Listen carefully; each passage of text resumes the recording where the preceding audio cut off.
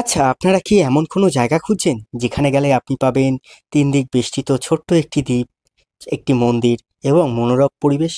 তবে আজকের ভিডিওটা আপনাদের জন্যে। তো চলুন ভিডিওটাকে এক নজরে দেখে নিই। ঘড়ির কাঁটা বলছে এখন সময় 12টা 30, আর আমরা এখন আছি, তোমরা দেখতে পাচ্ছ, ময়না ক্রস করে এখন আমরা এগিয়ে যাচ্ছি NH12 ধরে চাকদার উদ্দেশ্যে। আর আজকে রুট সম্পর্কে তোমাদের বলে দিই, আজকে আমরা যাচ্ছি যে মঙ্গল দ্বীপ বলে যে দ্বীপটা আছে ওই দ্বীপটাতে। আর আজকের রুট হচ্ছে, আমরা এখন আছি হচ্ছে NH12 ধরে আমরা প্রথমে যাব জাগুলি ক্রস করে যাব হচ্ছে চাকদা থেকে যে পায়রাডাঙ্গা মোড়টা আছে তোমার বাঁদিকে, পায়রাডাঙ্গা মোড়টা থেকে আমরা নিয়ে নেবো বাদিক নিয়ে আমরা ভেতরের রাস্তাটা অবশ্য আমার জানা নেই, যার জন্য তোমাদের প্রপার গাইড করতে পারছি না। ওই স্থানে গিয়ে তোমাদের প্রপার গাইড করব। ওই রাস্তা ধরে আমরা বরাবর এগিয়ে গিয়ে কিন্তু আমরা চলে যাব মঙ্গলদ্বীপ ঘাটে। সঙ্গে থাকো, আশা করি ভিডিওটা খুব সুন্দর হতে চলেছে আর তোমাদের ভালো লাগবে। আর তোমাদের একটা কথা বারবার বলি, এখনও বলছি, তোমরা কিন্তু আমাদের ভিডিও দেখছো, অনেকে লাইক করছো, অনেকে করছো না। প্লিজ সবাই একটু লাইক করে দেওয়ার চেষ্টা করো, পারলে একটা কমেন্টস করে দিও। আর যদি খুব ভালো লেগে থাকে তাহলে বন্ধু বান্ধবের সাথে পারলে একটু শেয়ার করো। আর আমরা যে প্লেসগুলোতে ভিজিট করছি পারলে একবার গিয়ে ঘুরে এসো, আশা করি তোমাদের সকলেরই ভালো লাগবে।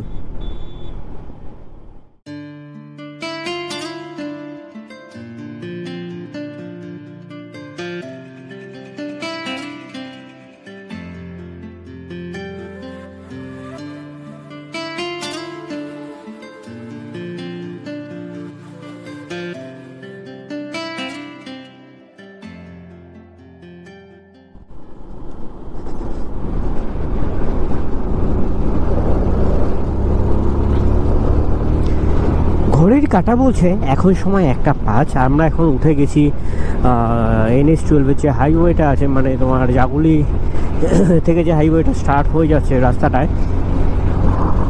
আর এখন এখান থেকে আমাদের গন্তব্যের দূরত্ব মাত্র 28 কিলোমিটার।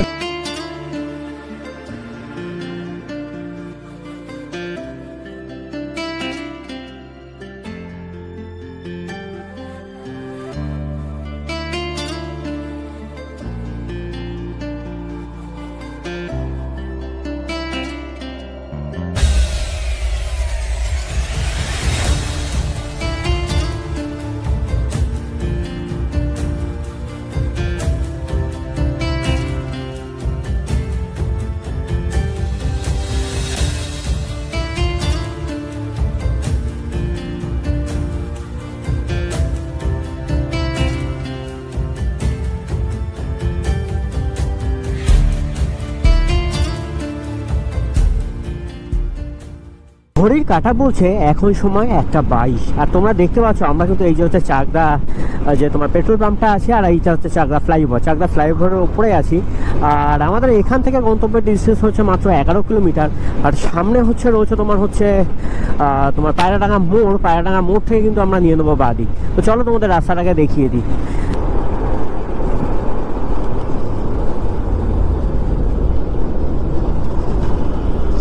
এই যে বন্ধুরা, তোমরা সামনে দেখতে পাচ্ছ বাদিকে যে রাস্তাটা ঢুকে যাচ্ছে, এটাই হচ্ছে তোমার পায়রাডাঙ্গা মোড়। আর পায়রাডাঙ্গা মোড় থেকে কিন্তু আমরা নিয়ে নিলাম বাদিক নিয়ে তোমাদের যদি বলি, তোমরা যদি আমাদের মুকুন্দনগর ঘাটের ভিডিওসটা দেখে থাকো তাহলে অবশ্যই তোমরা এই রাস্তাটাকে কিন্তু চিনতে পারবে। আর আমি এই রাস্তা ধরেই কিন্তু আমি এগিয়ে গেছিলাম। তো চলো এটা দেখি অ্যাকচুয়ালি মুকুন্দনগরের রাস্তাটা কি না। আর মুকুন্দনগরের রাস্তাটা যদি না হয় তাহলে তো অবশ্যই তোমাদের আপডেট আমি দিয়েই দেবো। ঘড়ির কাঁটা বলছে এখন সময় 1টা 35। আর আমরা কিন্তু এই জাস্ট ক্রস করলাম মধ্য ঘুগিয়া যে এটা আছে তোমার লেভেল ক্রসিংটা আছে। লেভেল ক্রসিংয়ে বেশ কিছুক্ষণ আমরা আটকে পড়েছিলাম ট্রেনের জন্য, প্রায় ধরে নাও 5 থেকে 10 মিনিটের কাছাকাছি। ওটা ক্রস করে বেশ কিছুটা আসলাম। এবার মধ্য ঘুগিয়া থেকে কিন্তু আমরা নিয়ে নিলাম ডান দিক দিয়ে এখন আমরা রাস্তা বরাবর এগিয়ে যাচ্ছি।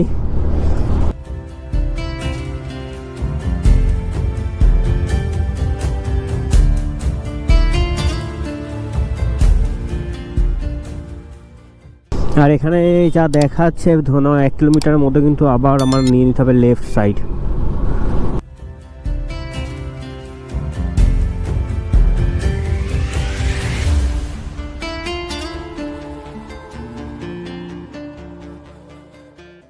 এই যে দেখতে পাচ্ছ 1 কিলোমিটারের মধ্যেই কিন্তু নিয়ে নিতে হলো লেফট সাইড। আর এখান থেকে দেখতে পাচ্ছ মাইল ফলক রয়েছে, মাইল ফলকে রয়েছে তোমার রানাঘাট। রানাঘাটের ডিস্টেন্স হচ্ছে 10 কিলোমিটার।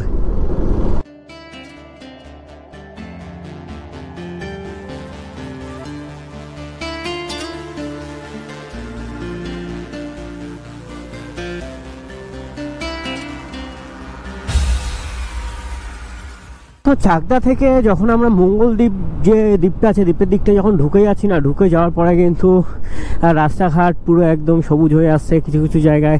তোমাদের একটা জিনিস দেখাই, এই যে জিনিসটা দেখতে পাচ্ছ গোলাকার, এটা কিন্তু ধানের গোলা, সচরাচর এখন দেখা যায় না। তোমরা যদি আমাদের অম্বিকা কালনার ব্লগটা দেখে থাকো তাহলে অবশ্যই দেখতে পাবে, তোমাদের দেখিয়েছিলাম এই ধানের গোলা। আর এদিকটা কিন্তু একদম গ্রামের দিকটায় চলে যাচ্ছি। দেখতে পাচ্ছ চারিদিকে গরু গোবর দিয়ে ওগুলো কি জ্বালানি হিসাবে তৈরি করার জন্য তৈরি করে রেখে দিয়েছে। মানে ভেতর দিকটা যতই যাবে কিন্তু ততই গ্রাম।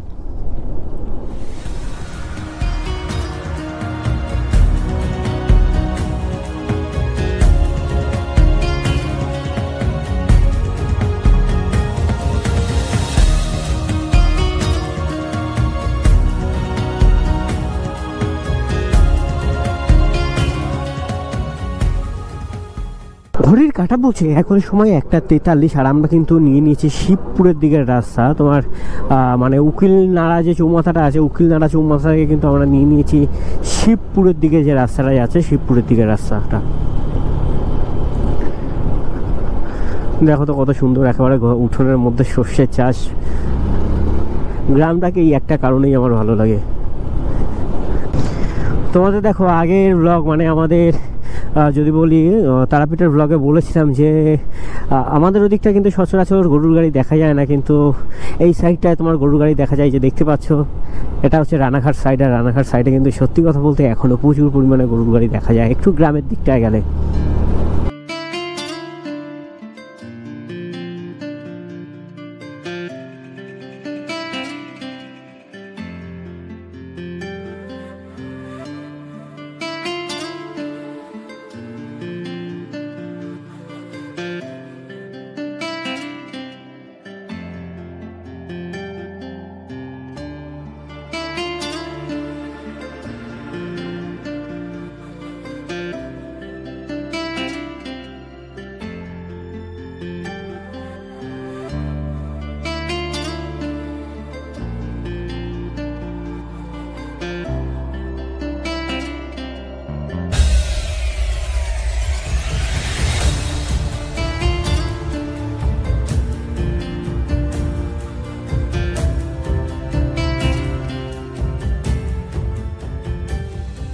বন্ধুরা তোমাদের আমরা জানাই, দেখতে পাচ্ছ আমরা এখন কিন্তু দাঁড়িয়ে আছি মঙ্গলদ্বীপ যে ঘাটটা আছে, মঙ্গলদ্বীপের ঘাটের একদম পাশেই। কিন্তু যেহেতু আজকে তোমার জানুয়ারির হচ্ছে তোমার 19 তারিখ, আর আজকে হচ্ছে সানডে মানে জানো ভ্রমণ পিপাসু বাঙালি বা শীতে বাঙালি পিকনিক করতে বেরিয়ে পড়ে বিভিন্ন গন্তব্যের উদ্দেশ্যে, যার জন্য আমরা এসে এখন ব্যাপারটা হয়ে গেছে বাইকটা যে আমরা পার্ক করার মতো কোনো রকম কোনো জায়গা পাচ্ছি না, যার জন্য আমরা যেতে পারছি না। ওই যে ওই পারে তোমরা দেখতে পাচ্ছ ওটা হচ্ছে তোমার মঙ্গলদ্বীপ যে দ্বীপটা আছে, সেই দ্বীপটা যেহেতু পার্ক করার মতো কোনো জায়গা পাচ্ছি না। আর এখানে রয়েছে তোমাকে সত্যি কথা বলতে পিকনিকে এসছে মানে জানো কত পরিমাণে মানুষ উন্মাদ হয়ে থাকে, উন্মাদ হয়ে আনন্দ করতে থাকে। তোমাদের যদি সামান্য কিছু জিনিস দেখাই তাহলে তুমি বুঝতে পারবে। ওই দেখতে পাচ্ছ সামনে যে আমাদের বাইকটা রাখা হচ্ছে, বাইকের উপাশে যে দাদাটা দাঁড়িয়ে আছে, দাদা দাঁড়িয়ে রয়েছে। দুই দাদা কিন্তু এখানে দাঁড়িয়েই ড্রিঙ্ক করা শুরু করে দিয়েছে। তাই আমি বেসিক্যালি মনে করলাম যে আশা করি মানে আমাদের বাইকটা রেখে ওপরে যাওয়া উচিত হবে না। দেখতে পাচ্ছ দেখো অবস্থাটা দেখলেই তোমরা বুঝতে পারবে। ওই কারণে আমরা বেসিক্যালি মানে কি বলবো, আমরা আর ওই বাইকটা এইভাবে নর্মালি রেখে ওই পরে যাওয়ার চিন্তা ভাবনা নিলাম না। তবে অবশ্যই আমরা একদিন আসবো, এসে তোমাদেরকে এই মঙ্গলদ্বীপ ঘাট বলো বা মঙ্গলদ্বীপ যে দ্বীপটা আছে দ্বীপটাকে পুরো ঘুরে দেখাবো। তবে আজকের এই ভিডিওতে তোমাদের দেখাতে পারবো না। তবে এখান থেকে কিন্তু তোমার আমরা যে গেছিলাম তোমাদের বলি অঙ্কিত ওটার নামটা কি তোমাকে বলছিলাম যে মুকুন্দনগর ঘাট।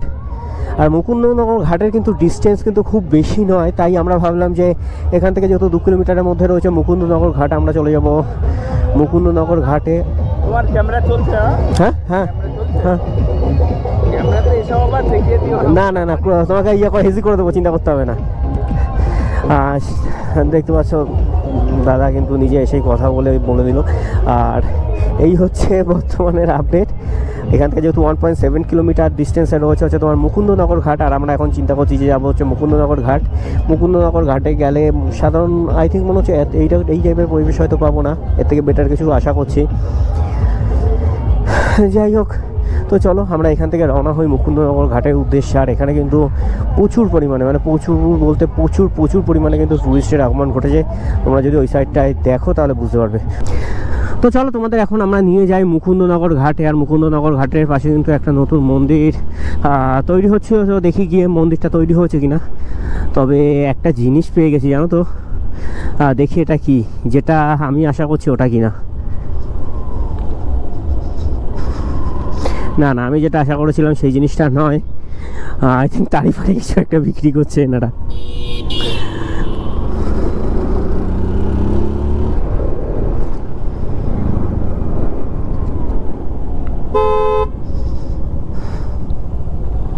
আর এই রাস্তাটা দেখে নিশ্চয়ই তোমরা চিনতে পারছো, এটা হচ্ছে তোমার মুকুন্দনগর ঘাটে যাওয়ার রাস্তা।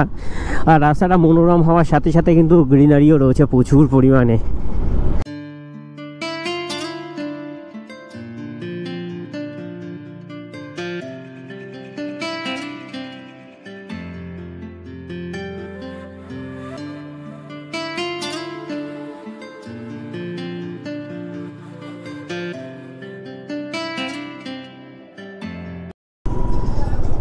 কি হলো রে? হ্যাঁ, সরস্বতী পূজার চাঁদা দিতে হবে? ও ইউটিউবার বলে আমার চাঁদা দিতেই হবে? কত, 5 টাকা? এই 10 টাকা লেখা রয়েছে, তোর আবার 20 টাকা বলছিস? বন্ধুরা, এই যে বাচ্চা রাস্তা আটকে সরস্বতী পুজোর চাঁদা, এই জিনিসটা কিন্তু আমরাও করেছি। তবে আমরা এইরকম যে তোমরা বিল হাতে নিয়ে কিন্তু আমরা করিনি। আমরা একটা ছোট্ট জার বানাতাম, জার বানিয়ে রাস্তায় ধরতাম, যা চাঁদা দিয়ে যেতেই হবে, কিচ্ছু করার নেই, দিতেই হবে। আমাদের সরস্বতী পুজো বিশাল বড় করে সরস্বতী পুজো, ক্লাবের নাম কি XYZ কিছু একটা ক্লাব। আর ম্যাক্সিমাম লোক সব কিন্তু একটা জিনিসই জিজ্ঞাসা করতো, সরস্বতী স্পেলিং বল আগে। যদি ইংলিশে বলা হতো বলতো বাংলায় বল, বাংলায় বললে বলতো ইংলিশে বল। তার জন্য আমরা যারা বেসিক্যালি সরস্বতী পুজোর এই চাঁদা নেওয়ার জন্য ইয়ে করতাম না, তারা সবাই কিছু পড়াশুনো করি আর না করি, সরস্বতী স্পেলিংটা কিন্তু মুখস্থ করেই নিতাম সবসময়। আর এইভাবে পুজো করার মধ্যে কিন্তু একটা আলাদা রকম মজা রয়েছে। এখনও গ্রাম বাংলার দিকে এইভাবে পুজো হয়। আগে তো আমাদের মফস্বল এরিয়াতেও আমরা এইভাবে পুজো করতাম। হয়তো 10টা বাড়ি মিলে একটা জায়গায় মিলে পুজো হতো, হই হুল্লোড় আনন্দ, দুদিনের কোনো বই পড়া নেই, কিছু নেই। সত্যি খুব আনন্দ করে একটা সময় আমরা দিনটাকে কাটাতাম।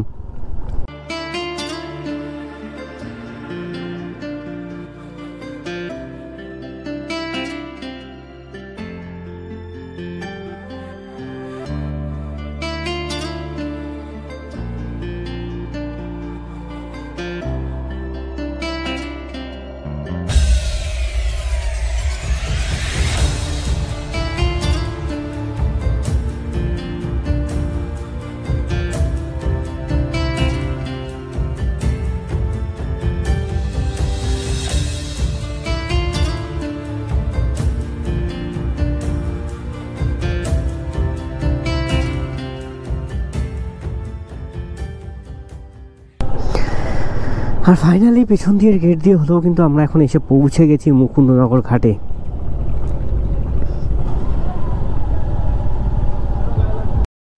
তো চলো বন্ধুরা, তোমাদের এখন নিয়ে যাই মন্দির প্রাঙ্গণের ভেতরে। দেখতে পাচ্ছ আমরা মন্দির প্রাঙ্গণের ভেতরে প্রবেশ করলাম। আর প্রবেশ করে আমরা প্রথমে যে জায়গাটায় যাব সেটা হচ্ছে গঙ্গার ঘাট। এটাকে কিন্তু এইখানকার মানুষ গঙ্গার ঘাট বলে জানে, তবে এটা কিন্তু হুগলি রিভার। তো চলো একবার হুগলি রিভারটা দেখে নিই।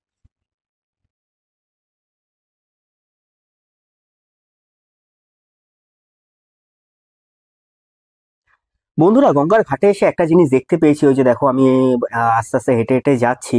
এখানে অ্যাকচুয়ালি একটা দাদা মাছ ধরছে, আর আমি চলে গেলাম সেই মাছ ধরা দেখতে। আর দাদাকে জিজ্ঞেস করলাম, দাদা কি মাছ পাওয়া যায় এখানে? দাদা বললো এখানে বেসিক্যালি গলদা চিংড়িটা খুব ভালো পাওয়া যায়। বললাম বিক্রি ফিক্রি করো না? বলছে না, বিক্রি করি না, যা পাই দুটো একটা বাড়িতে খাওয়ার জন্যই নিয়ে যাই। দেখে বেশ ভালো লাগলো, এরকম গঙ্গার পাড়ে বসে মাছ ধরা একটা মজাই আলাদা। তো চলো এবার তোমাদের ঘুরে দেখাই মন্দিরটা। এখন যে মন্দিরটি দেখতে পাচ্ছ এটি হচ্ছে মুকুন্দনগর শিবকালী মন্দির। আর এই মন্দিরে প্রতিষ্ঠিত হয়েছে মা কালী এবং বাবা মহাদেব। তো চলো সামনের দিকে এগিয়ে গিয়ে তোমাদের একটু মন্দিরটাকে দেখাই। যেহেতু সামনে গেট বন্ধ আছে তার জন্য তো তোমাদের ভেতরে ঢুকে দেখাতে পারবো না, বাইরে থেকে যেটুকু দেখানো সম্ভব সেটুকুই তোমাদের দেখালাম। এরপর আমরা মন্দিরের ডান দিকের রাস্তা বরাবর চলে গেলাম বাবা মহাদেবের দর্শনে। আর বেশ কিছুটা গেলেই তোমরা লক্ষ্য করবে এখানে কিন্তু বাবা মহাদেবের বড় একটা মূর্তি স্থাপন করা রয়েছে। এই যে তোমরা যে মূর্তিটা দেখতে পাচ্ছ এটাই। আর এখানকার মন্দিরের পরিবেশটা একবার দেখো, সত্যি কথা বলতে অসাধারণ একটা পরিবেশ। অবশ্যই তোমরা আসতে পারো। আর এই মুকুন্দনগর ঘাট নিয়ে কিন্তু আমার একটা ডিটেলস ভিডিও আছে যেটা আমি আই বাটনে দিয়ে দেবো, তোমরা অবশ্যই দেখে নিতে পারো। তো চলো বন্ধুরা আজকের ব্লগটা এখানেই শেষ করছি, দেখা হচ্ছে পরবর্তী ব্লগে। ততক্ষণ ভালো থেকো, সুস্থ থেকো। আর আমার এই ব্লগটা ভালো লেগে থাকলে অবশ্যই লাইক, কমেন্ট, শেয়ার এবং সাবস্ক্রাইব করে পাশে থেকো। ততক্ষণের জন্য টাটা।